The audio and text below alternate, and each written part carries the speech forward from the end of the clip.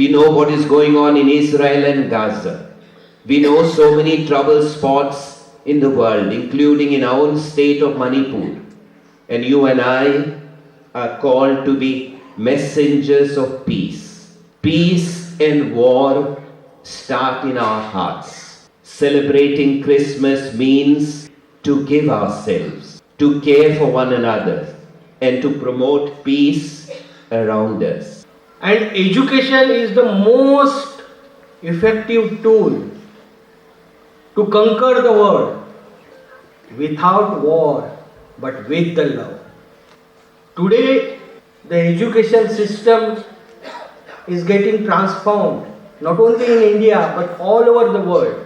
It is time of technology, it's time of technological advancement. Make sure that you become a good human being. In terms of good human being, what he meant is we should always be connected to our roots. We should give back to a society. That philanthropic attitude should remain with us.